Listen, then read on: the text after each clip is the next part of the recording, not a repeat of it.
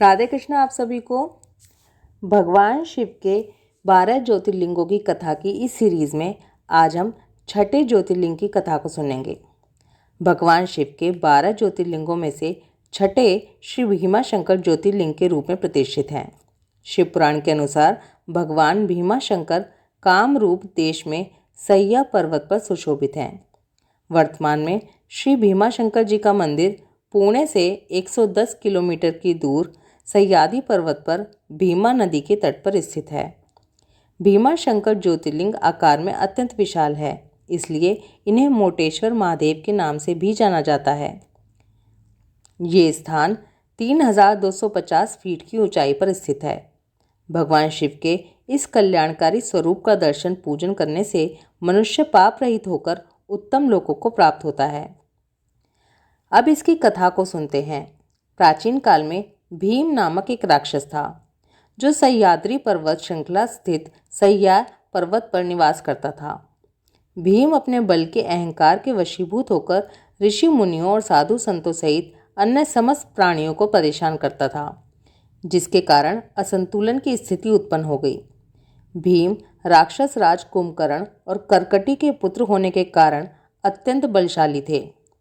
एक समय भीम ने अपनी माता कर्कटी से पिता के संबंध में प्रश्न करते हुए पूछा कि हे माँ, कृपया करके मुझे मेरे पिता का परिचय और इस पर्वत पर हमारे अकेले रहने का कारण बताएं। मेरा हृदय ये जानने के लिए व्याकुल है। कर्कटी ने अपने पुत्र की जिज्ञासा शांत करने के लिए बताया कि पुत्र, लंकापति दशानन रावण के अनुज भ्राता कुंभकर्ण तुम्हारे पिता थे। रघुकुल वंशी श्री राम जी ने अपने भाइयों सहित उनका वध कर दिया था। पहले मेरा विवाह विराध नामक राक्षस से हुआ था, जिनका वध श्री राम ने वनवास काल के समय कर दिया था। इसके बाद वो अपने माता पिता पुष्कसी और कर्कट के सानिध्य में निवास करने लगी थी।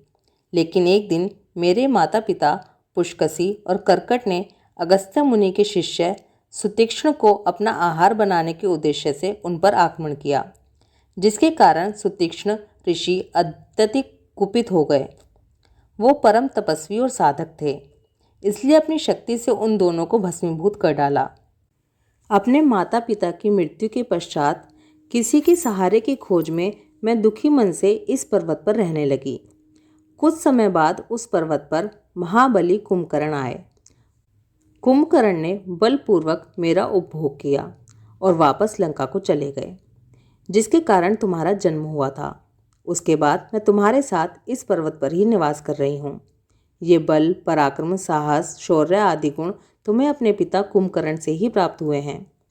अपनी माता के मुख से इस वचनों को सुनते ही कुंभकर्ण पुत्र भीम क्रोध में तपने लगा। उसने ये प्रण लिया कि अपने नाना नानी विराट और पिता के निर्मम वध का प्रतिशोध वो भगवान श्री हरि विष्णु से जरूर लेगा। अपने संकल्प की सिद्धि के लिए भीम घोर तप में लीन हो गया। उसने पूर्ण भक्तिभाव से निष्ठापूर्वक श्री ब्रह्मा जी का 1 सहस्त्र वर्षों तक कठिन तपस्या की, जिसके कारण ब्रह्मा जी प्रसन्न हो गए और भीम से मनोवांछित वर मांगने के लिए कहने लगे। भीम ने ब्रह्मा जी को प्रणाम करते हुए निवेदन किया कि हे चतुरानन, कृपया करके मुझे वरदान दीजिए, मुझे बल प्रदान कीजिए। ब्रह्मा जी से अतुलनीय शक्ति और बल का वरदान पाकर करने के बाद भीम ने इंद्रलोक पर आक्रमण किया। सभी देवताओं सहित भगवान श्री विष्णु को भी युद्ध में हरा दिया। इसके बाद उसने पृथ्वीलोक पर आक्रमण करने का निर्णय लिया। ब्रह्मा जी के वरदान के प्रभाव से भीम ने भूलोक पर शक्तिशाली महावीर महाराजा सुदक्षिण को हरा दिया और उनका संपूर्ण राजपाट और वैभव को अपने अधीन कर लिया।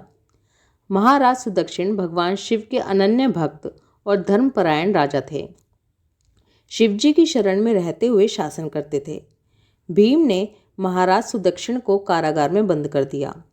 राजा सुदक्षिण कारागार में ही पार्थिव शिवलिंग का निर्माण करके उनका मानसिक रूप से विधिवत पूजन करने लगे।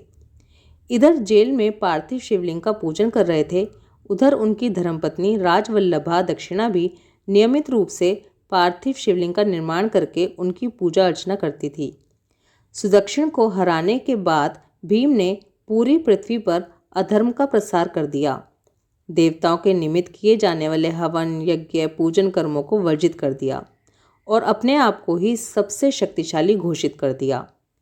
भीम के अत्याचारों से व्याकुल होकर सभी देवता ऋषिगण महाकोशी नदी के तट पर एकत्रित होकर भगवान शिव से प्रार्थना और उनकी आराधना करने लगे। देवताओं और ऋषिगणों की करुण पुकार सुनकर भगवान शिव वहां प्रकट हुए और उनसे वरदान मांगने को कहने लगे। देवता बोले, हे देवों के देव महादेव भगवान भोलेनाथ, आप तो सर्वज्ञ हैं। आपको ये ज्ञात ही होगा कि कुंभकर्ण और कर्कटी का पुत्र भीम ब्रह्मा जी के वरदान से उसका दुरुपयोग कर रहा है, सभी को पीड़ित कर रहा है। हे परमेश्वर शिव, कृपा करके सृष्टि को इस दुष्ट राक्षस के अत्याचारों से मुक्त कराएं। भगवान शिव ने देवताओं से कहा, काम रूप के राजा सुदक्षिण मेरे परम भक्त हैं। तुम उन्हें मेरा ये संदेश दो कि भीम ने बल के अहंकार में चूर होकर जो अनन्य शिव भक्त का अनादर किया है, उसका दंड देने मैं शीघ्र वहां प्रकट होने वाला हूँ। इसलिए धैर्य धारण करते हुए तुम मेरा पूजन भजन करो। निसंदेही उस दानव का अंत निकट है। भगवान शिव का संदेश महाराज सुदक्षिण को प्रदान करने के बाद सभी देवता और ऋषिगण अपने अपने धाम को लौट गए।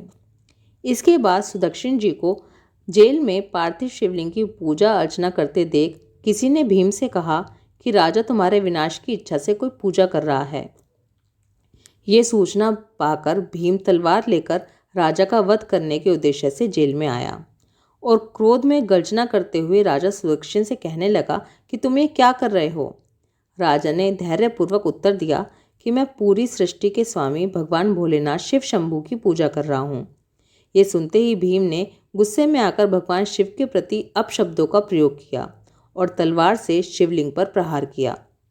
भीम की तलवार का उस पार्थिव शिवलिंग से स्पर्श होने से पहले ही स्वयं भगवान शिव वहां पर प्रकट हो गए और घनघोर गर्जना करते हुए बोले कि मैं सदैव अपने भक्तों की रक्षा के लिए प्रतिबद्ध हूँ। अपने भक्त की रक्षा करने के लिए भीमेश्वर रूप में प्रकट हुआ हूँ।